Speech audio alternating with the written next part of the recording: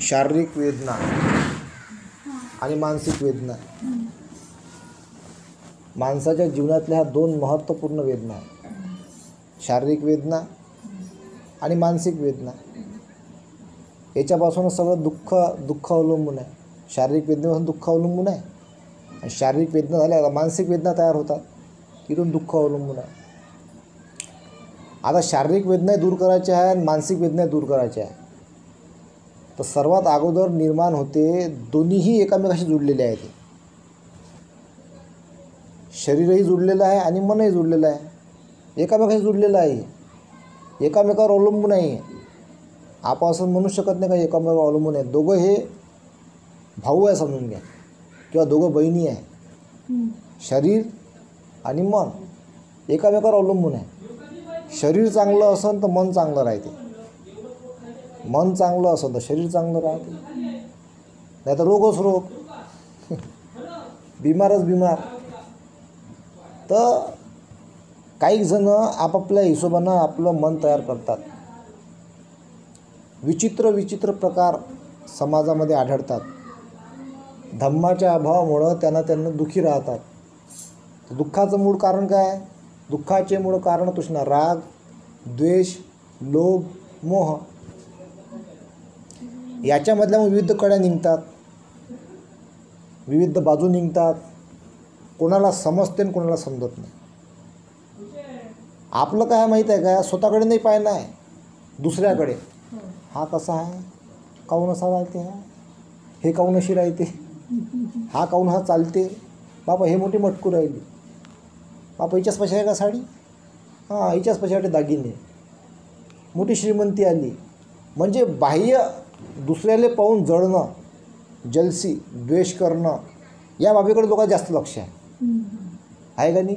दुसऱ्याची परीक्षा घेणं, बापा हा असाच आहे, तो तसाच आहे, म्हणजे दुसरं जास्त लक्ष आहे. पण जेव्हा संध्याकाळ होते, हे दिवसभर हे कामं झाले आता करून, चुगल्या करून झाल्या, टिंगलटाळक्या करून झाल्या, काहीतरी निंदा करून झाल्या, मनातल्या मनात द्वेष करून झाला. आता जेव्हा संध्याकाळ झाली मग झोप लागते सुखानं. दिवसभरात तुम्ही काय कमवलं याच्यावर संध्याकाळ अवलंबून आहे. काय अवलंबून आहे? संध्याकाळ. जेव्हा दिवसभरात तुम्ही जे कमवता, मग ते चांगलं कर्म कमवता की वाईट कर्म कमवता, पाक इथे कमाई आहे ना. एक आपण जे मेहनत करतो, जे पैसा कमवतो, हे वेगळी कमाई. पण आपल्या स्वभावातून, मनातून जे आपण कमवतो, जगण्यातून, ती जे कमाई संध्याकाळी येते. तो आज सुखानं जर झोप लागली, शांत चित्तानं, प्रसन्नेनं, समजून घ्यायचं तुम्ही जगातली सगळ्यात चांगली कमाई केली. समजून घ्यायचं जगातली सगळ्यात चांगली कमाई केली, जे कोणीच कमवू शकत नाही जगात. जर सुखानं झोप लागली तर. सुखानं जर झोप नाही लागली, परेशान वाटलं, त्रस्त वाटलं, घनघन भनभन वाटलं, तर समजून घ्यायचं काहीतरी चुकलेलं आहे. आज माय काहीतरी चुकलं, मले उद्या माफी मागणं आहे किंवा भगवंताला क्षमा याचना करणं आहे, असं कनेक्शन आहे हे सगळं. आणि मग मी आजपासून चांगलं जगायला सुरुवात करतो. ह्या सगळ्या बाबी येतात धम्मामध्ये, हेच तर समजून घेणं आहे. म्हणून दिवसभरामध्ये सकाळी उठल्यापासून तो संध्याकाळपर्यंत काही चांगलं कुशल कर्मानं जगा लागते. कायेनं, वाचेनं, चित्तेनं ते जगलं तर मग असं प्रसन्न राहते शरीर आणि मग सुखात अशी झोप लागते.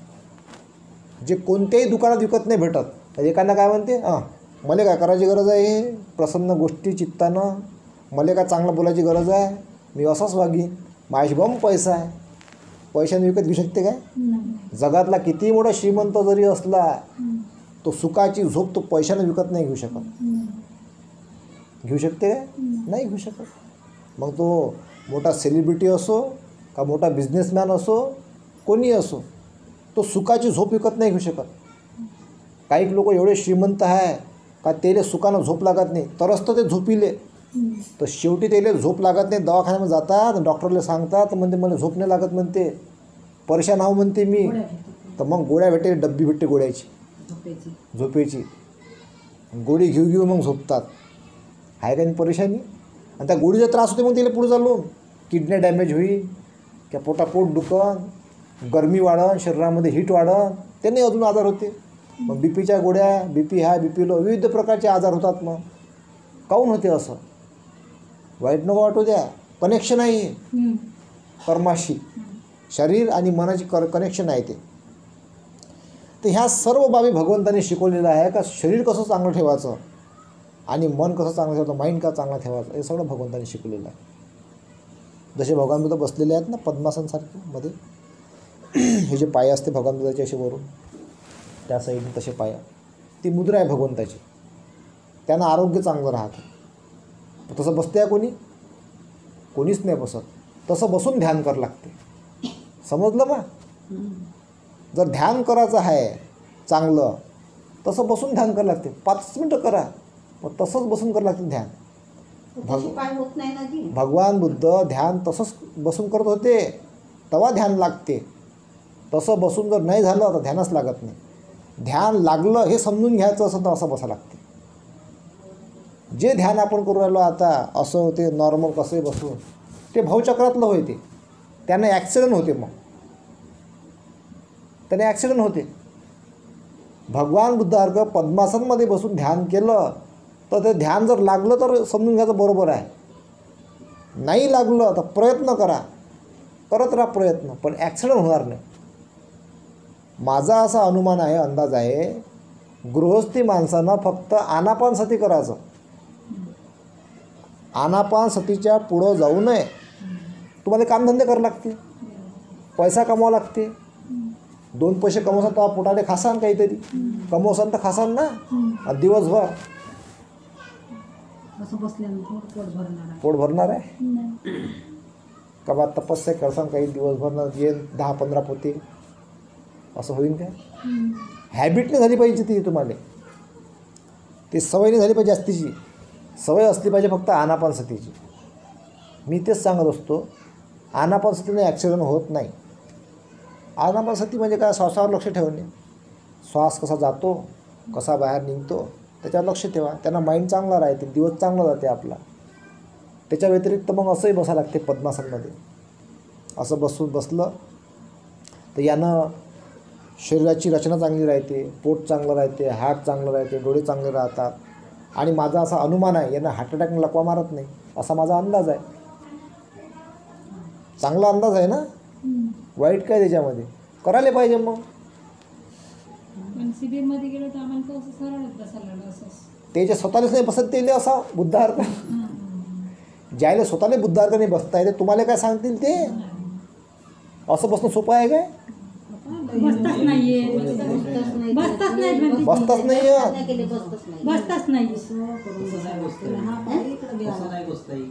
हे बसणं का सोपं आहे काय? म्हणजे काय तुम्ही असे बसले ना, असे जसं आपण असं बसलो नॉर्मल, असं जर तुम्ही घंटाभराच्या वरत बसले तर मुंग्या येते पायाले, येते ना. इथं भगवान बुद्धाचं ऐका लागते. असं जर बसले तुम्ही 2 घंटे काय, 3 घंटे काय, 4 घंटे काय, 5 घंटे काय, 6 घंटे, 10 घंटे जरी बसले तुम्ही असे, पायाले मुंग्या नाही आहेत. हे बुद्ध होय. आलं लक्षात? बुद्ध होय. हे बुद्धाचा ऐका लागते. जो तुम्हाला शिकून राहिला तो बुद्ध होय काय? मग तो बुद्धासारखाच नाही बसत. सर्वात जास्त मूर्त्या भगवंताच्या कोणत्या याच्यावर आहे? अशाच मुद्रेमध्ये आहे, पद्मासन मुद्रेमध्ये, ह्याच मुद्रेमध्ये आहे. हे काहून सांगितलं भगवंतांनी? भगवंताले पहा, बुद्धम शरणं गच्छामि, बुद्धाला अनुसरतो. पहिले पहा तुम्ही, तसं करा. तेच तर आहे. त्याने डोळे चांगले राहते. मी रोज बसतो तसा. माझ्याकडून जास्त बसणं होत नाही. मग कधी कधी मी जास्त जीत पकडतो, मग अजून जास्त बसतो.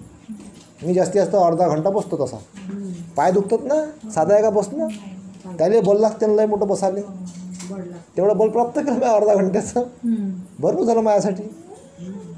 तर हां, आणि असं बसून मग तुम्हाला हे मुंडकं असं जमीन टेपा लागते, त्यांना पाठीच्या नसा मोकळ्या होते.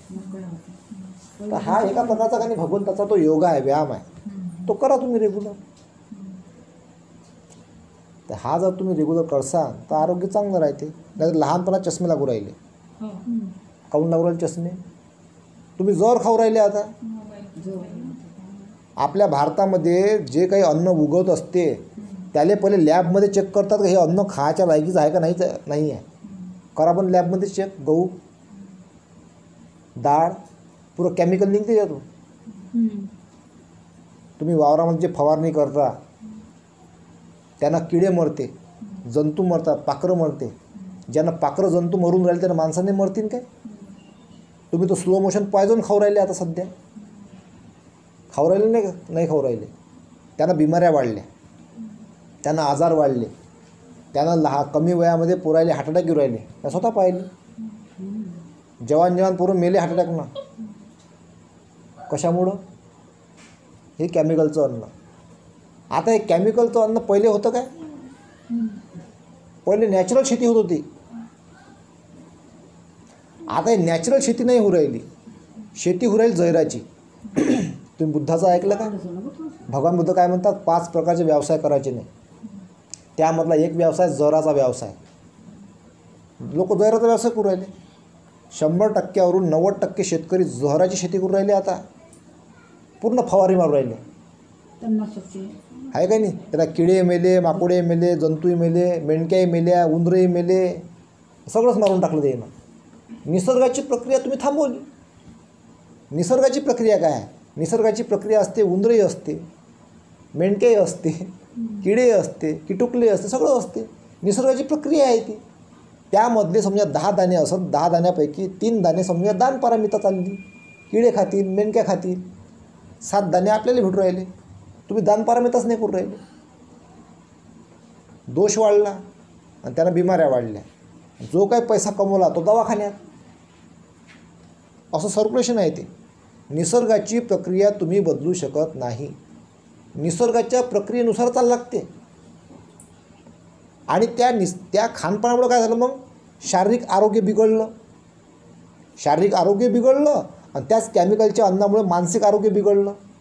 पहा तुम्ही मग काही जण चिडचिडपणा, मठ, भ्रष्ट असेच मठ झाले एकदम.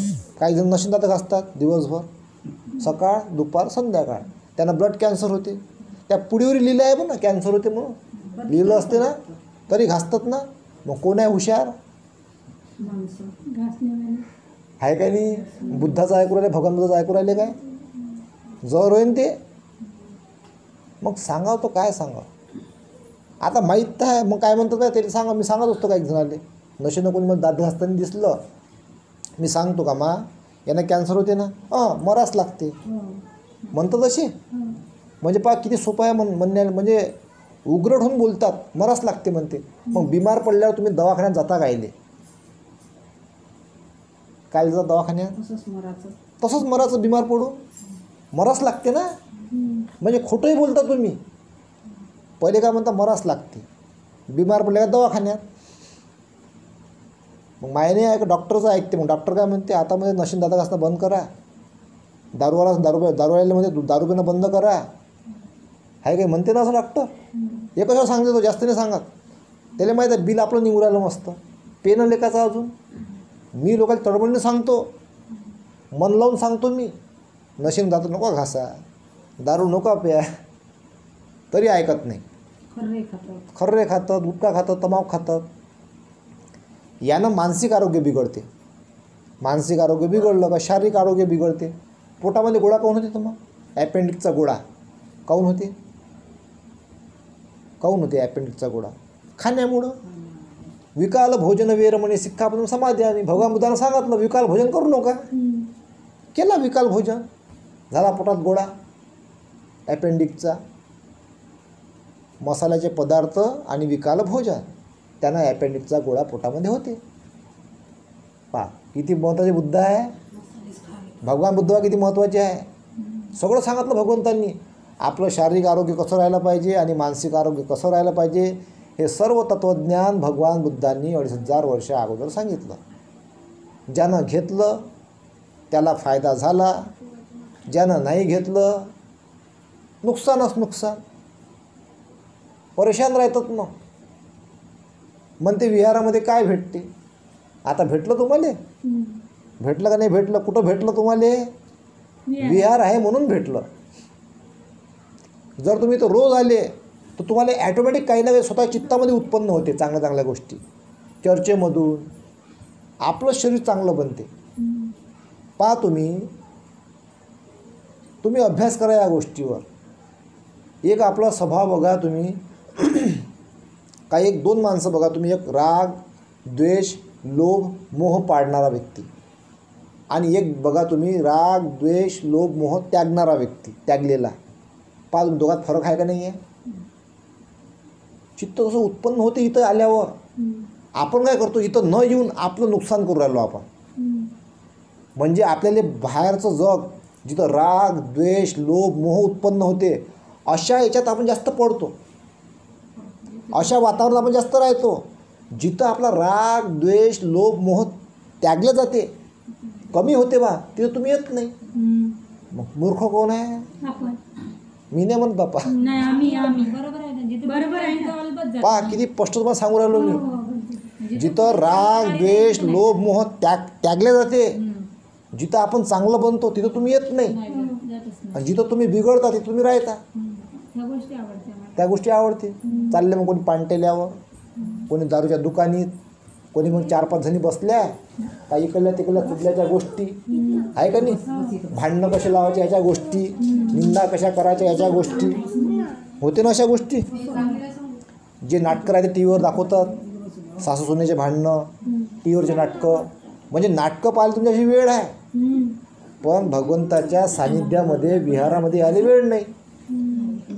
मग नुकसान कोणाचं आहे? आमचं. मग याचे परिणाम पुन्हा भोगा लागन. आम्हाला. मग काही जण काय म्हणतात, माय पोरगंमध्ये मला भाकर देत नाही, माय सून मला भाकर देत नाही, माय पोरगं मला हाकलते, माय पोरगं माझ्याशी धडाशी बोलत नाही, माय नातू मला बोलत राहते, माय सून मला चांगले वागवत नाही. असे प्रश्न निर्माण होतात ना. मग कर्म केले भोगा. आता माय म्हटल्यानं भोगसान का तुम्ही? तुमचीच पेरणी होय ते. तुम्ही जशी शेती केली तुमच्या संसारामध्ये तुम्ही कुठल्या प्रकारची शेती करता, तुमच्या संसारामध्ये तुम्ही ज्या प्रकारची शेती करसान, रागाची, द्वेषाची, लोभाची, मोहाची, कटकटीची, तेच उगवते ना. मग तशीच सून भेटते का हो? हां, अशी घे आता, घे तुझी सून अशीच भेटते आता. जशाला तशी सून भेटते. मग तसाच मग तो पोरगाही तयार होते, तोही बायकोच्या मताचा होते. मग कर्मविपाक, कार्यकारण भाव असा काम करते. मग संसारामधली जी शेती आहे ना, ते चांगल्या प्रकारे पेरा लागते प्रत्येकाले. मग तो कोणी असो, तो इकडला असो का तिकडला असो, खालचा असो की वरचा असो, श्रीमंत असो की गरीब असो, मध्यम असो की एकदम गेलेला असो, कोणी असो, त्याला सुरुवात चांगलीच करावी लागते. वारंवार प्रयत्न करावे लागते. बिघडलं अधिक चांगलं करावं लागते, अधिक बिघडलं अधिक चांगलं करावं लागते, अधिक बिघडलं अधिक दुरुस्त होऊन चांगलं करावं लागते काम. तेव्हा कुठं जीवनामध्ये चांगल्या गोष्टी एक दिवस येतात. आणि मग चांगलं आलं का ते अधिक चांगलं व्हावं बा, अधिक त्याच्यामध्ये कुशलकर्म वाढवावं लागते. म्हणजे आज जर आपण चांगलं जगलो, उद्याने जगाचं बा असं काही आहे काय? उद्याही चांगलं जगावं लागते.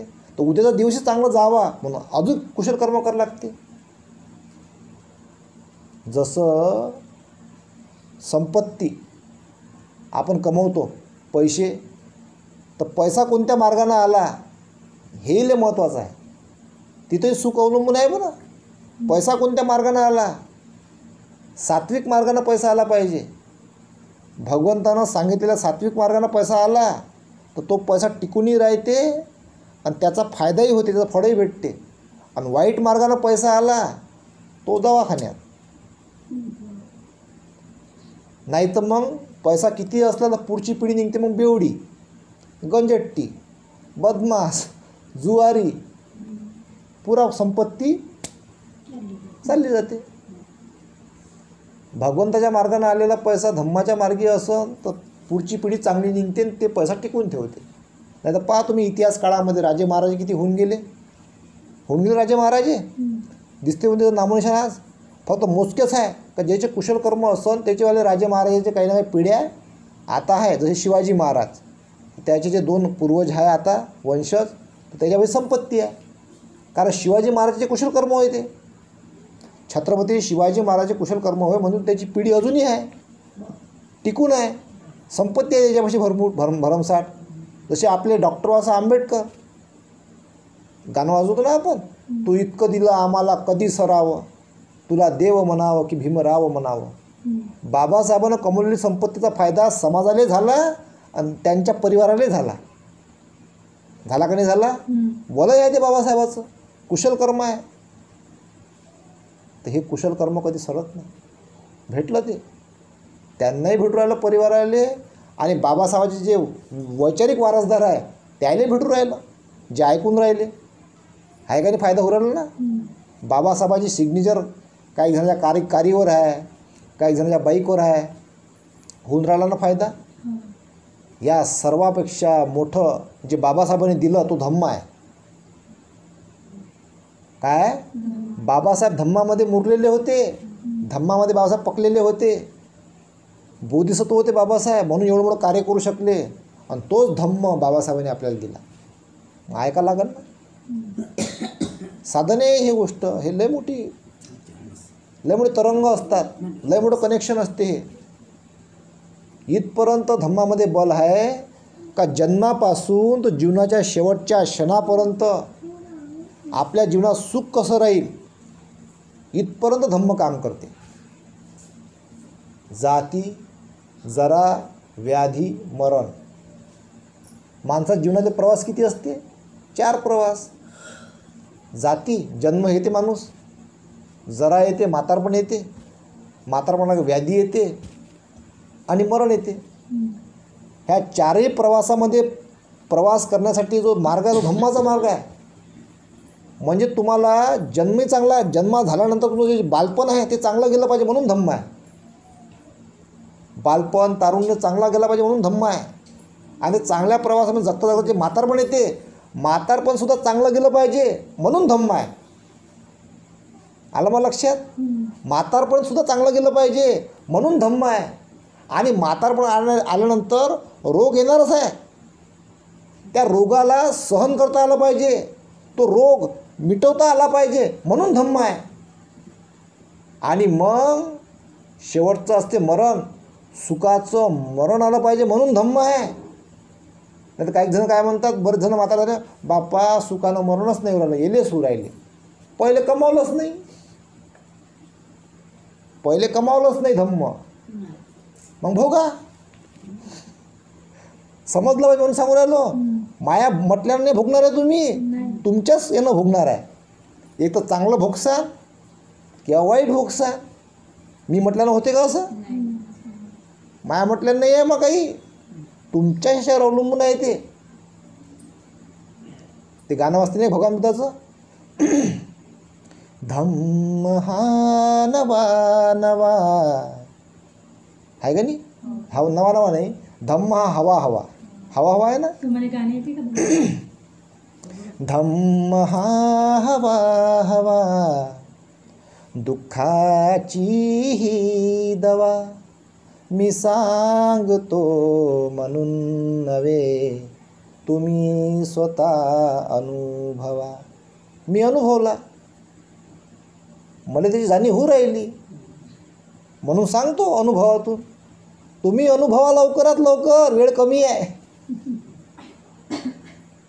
आलं लक्षात? टी व्हीवर नाटकं पाहायची घाई नाही केली पाहिजे, टी व्हीवर पिक्चर पाहायची घाई नाही केली पाहिजे, पण विहारामध्ये जायची घाई केली पाहिजे आणि धम्म श्रवण करण्याची घाई केली पाहिजे. लोकांना धम्म श्रवण करण्याची घाई नाही आहे, पिक्चर पाहायची घाई आहे, टी व्हीवर नाटकं पाहायची घाई आहे. आहे का नाही? माय बिमार पडली, बायको बिमार पडली, दवाखान्यात कोणाला घेऊन जाईन पोरगा? कोणाला घेऊन जाईन पोरगा दवाखान्यात पहिले? समजलं मा? असं आहे ते. पण त्यांना म्हटलं पाहिजे बा दोघाले सोबत घेऊन जातो, मध्यम मार्ग काढतो, तूही नाराज नको, तूही नाराज नको, दोघाले सोबत दवाखान्यात घेऊन जातो, मध्यम मार्ग. तर मध्यम मार्ग काढता आला पाहिजे ना. एकीकडे डान्स सुरू आहे, एकीकडे धम्म प्रवचन सुरू आहे, कुकडं गर्दी जास्त राहील डान्सवर. काहून अज्ञान लय मोठं आहे, अज्ञानानं भरलेलं जग आहे. म्हणून भगवंतांनी म्हटलं हे जग एक अंधार कोठडी आहे. म्हणून भगवंतांनी म्हटलं हे जग एक अंधार कोठडी आहे आणि ह्या जगातला मी एक कैदी आहे का नाही. मग जग हे अंधारानं भरलेलं आहे.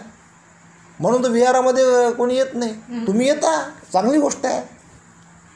आता मला बया बया असंच म्हणू लागते, राग नाही आला पाहिजे ना. आम्ही रेग्युलर नाही त्याची पण त्याची रेग्युलर आहे. तुम्ही येता, रेग्युलर या. मस्त याला सुंदर सुंदर बनवायचं. जसं आपलं घर आपण सुंदर बनवतो, सुंदर सजवतो, ह्या गावामध्ये ज्याचं घर जेवढं महाग असेल ना त्या घरापेक्षा सगळ्यात महाग म्हणते विहार असलं पाहिजे आपलं. असा नियम आहे, नैसर्गिक नियम आहे. नैसर्गिक का असलं पाहिजे हाही प्रश्न पडला पाहिजे तुम्हाला. का असलं पाहिजे माहीत आहे? कारण तिथं भगवंताचं रूप राहते, बुद्ध रूप असते विहारामध्ये. म्हणून सगळ्यात महाग असलं पाहिजे, ते सगळ्यात सुंदर असलं पाहिजे. म्हणजे त्या विहारामध्ये तुम्हाला वारंवार जाऊशा वाटलं पाहिजे. असं विहाराला बनावट करायचं, असं सजवायचं. तिथं मग आनंद भेटते, सुख भेटते, शांती भेटते, समाधान भेटते.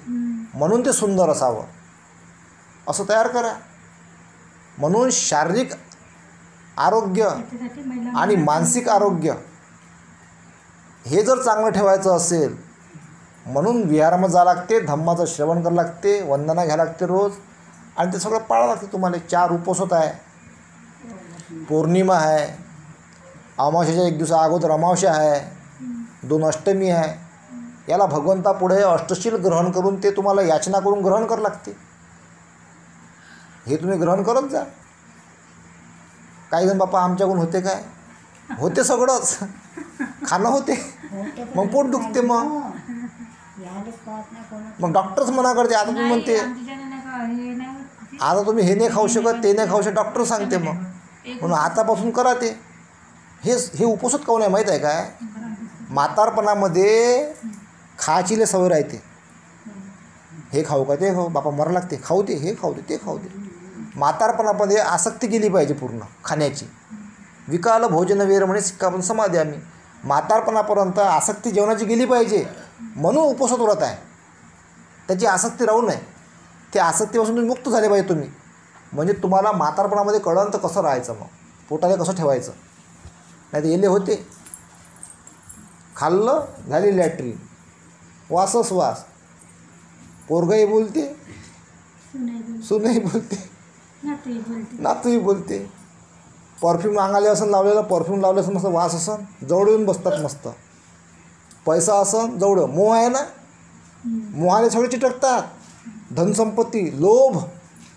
एखाद्याच्या अकाउंटमध्ये पैसे असू द्या, मग पाहिजे आई पैशाले पैसे आहे म्हणा, पेन्शन भेटते आईले, बाबाले पेन्शन भेटते, चांगला खाऊ घालत जा, पेन्शन आहे. लोभ, लोभाचं कनेक्शन तुम्ही तयार केलेलं आहे. लोभाची संपत्ती तुम्ही कमवलेली आहे फक्त. पण ज्यानं धम्मसंपत्ती कमवली असन, तो पैसा असला काय नसला काय तरी धम्माच्या संपत्तीनं ॲटोमॅटिक सेवा होते. आपण धम्माची संपत्ती नाही कमवत, जे फुकटामध्ये भेटते, आयतच आहे. भगवंतांनी एवढं परिश्रम करून निर्माण केलेलं आहे, ते आयतच भेटते. ते नाही घेत तुम्ही, ते वाटत नाही तुम्ही तुमच्या लेकरायले. तसं घडवत नाही, त्या धम्माची संपत्ती वाटत नाही, तयार करत नाही त्याच्या संपत्तीच्या मार्गाने. तुम्ही आर्थिक संपत्ती कमवतो आपण, आणि ते एक वेळा संपली, सगळं संपलं. आणि काही जणांमध्ये संपत्ती असूनही सेवा होत नाही. काहून? धम्मच नाही आहे. कुठं कुठं लोभाच्या संपत्तीचं सेवा होते. काय म्हणते, सेवा कर नाही लाईनीला भेटन, तूही खाऊ घालत जा म्हणते, पेन्शन भेटते. होते ना पेन्शननं सेवा, लोभानं सेवा होते. ज्या दिवशी धम्मानं सेवा होईल तो दिवस तुमचा सुखाचा दिवस समजा. धम्माच्या मार्गाने सेवा झाली पाहिजे तर तो खरा दिवस. लोभानं सेवा होत असन तर ते चुकीचं आहे. लोभानं सेवा उरायली असते. सेवा करायला कोणी तयार नाही म्हाताऱ्या माणसाची, कोण करते आता सेवा. म्हणून ह्या बाबी त्या इथं धम्म आहे ना मा, धम्माचा अभाव आहे. धम्माचे तरंग तयार करा. धम्माचे तरंग तयार करा. धम्मामध्ये धम्माचं वातावरण तयार करा. ॲटोमॅटिक सगळं काम होते. जर सेवा नाही होऊ राहिली तर समजा धम्म कमी पडला. धम्माची संपत्ती कमी आहे. धम्माचे तरंग कमी निर्माण झाले. धम्माचे तरंग निर्माण करा जास्तीत जास्त. तेव्हाच तुम्हाला शारीरिक सुखही भेटन आणि मानसिक सुखही भेटन. लय मोठा आहे हे. तुमच्याशी एवढा वेळ असून काही सांगा म्हणते आम्हाला मध्ये बाबा वेळच नाही म्हणते. मग काढतो मी त्याची आधी. मग विचारतो सांगा मग किती घंटे असते एका दिवसात? 24 घंटे म्हणते. किती घंटे काम करता? 8 घंटे काम करत असाल तुम्ही. 10 घंटे काम करत असाल. चला 12 घंटे काम करत असाल तुम्ही. मग किती राहिले? 12 घंटे अजून राहिले. 8 घंटे झोपीत गेले. मग 4 घंटे काय करता? आता लोक 12 घंटे कामही नाही करतात. 8च घंटे काम करतात. 8 घंटे कामात गेले. 8 घंटे झोपीमध्ये गेले. 8 घंटे वाचले. 1 घंटा सकाळी 1 घंटा संध्याकाळी स्वयंपाकामध्ये गेला. कपडे धुण्यामध्ये 1 घंटा गेला समजून घ्या. तरी 5 घंटे उरले. त्या 5 घंट्यापैकी अर्धा घंटा तुम्ही विहारामध्ये येऊ शकत नाही, जिथं आपलं शारीरिक आणि मानसिक आरोग्य चांगलं राहते.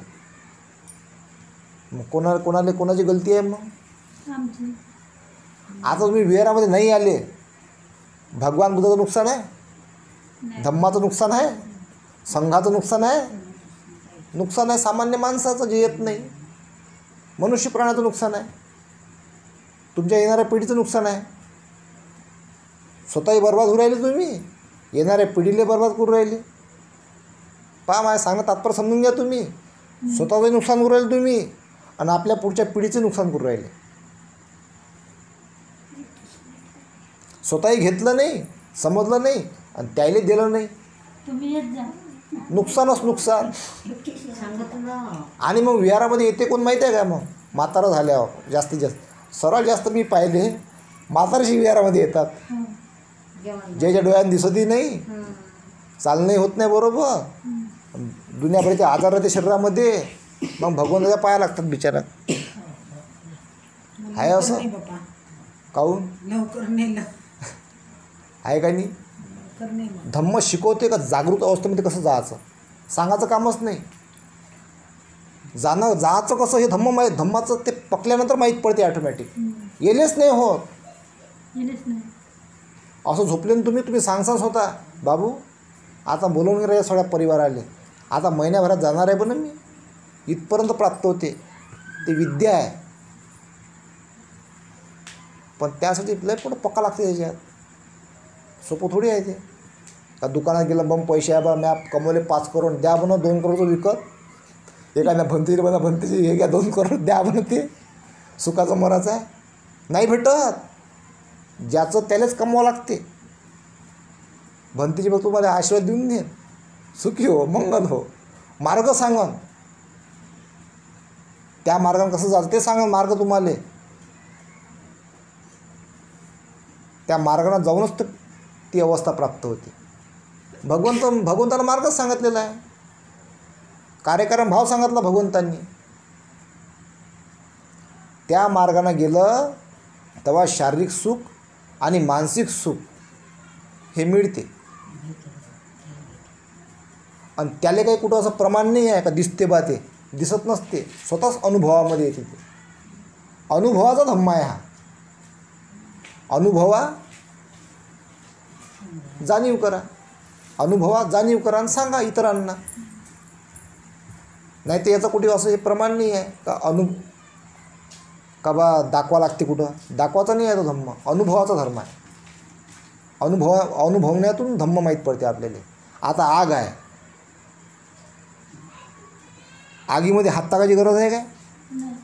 माहीत आहे का? ते अनुभव पहिलेच आहे का हात टाकला हात जळते बा. तर धम्म अनुभवल्याशिवाय कळत नाही. म्हणून लोकांना माहीतच नाही आहे अंधारात आहे. जग अंधार कोठडी आहे आणि सगळे अंधारात आहे, माहीतच नाही. म्हणून वसान पडलं राहते. कुठं पण, इथं नाही, कुठं इथं चांगलं आहे बाबा. तर म्हणून मी अशी आशा बाळगतो का तुम्ही आता रेग्युलर विहारामध्ये येसाल. नाही म्हणजे जी फक्त वर्षावास लागते ना. 3 महिने आणि बोलले शारीरिक जाते आणि आणि मग मानसिक बंद. आरोग्य चांगलं करसाल आणि त्याच्यानुसार तुम्ही धम्माच्या मार्गात जगू जगू तुम्ही आपलं सगळं जीवन प्रसन्नमय करसाल अशी मी आशा बाळगतो आणि इथेच थांबतो.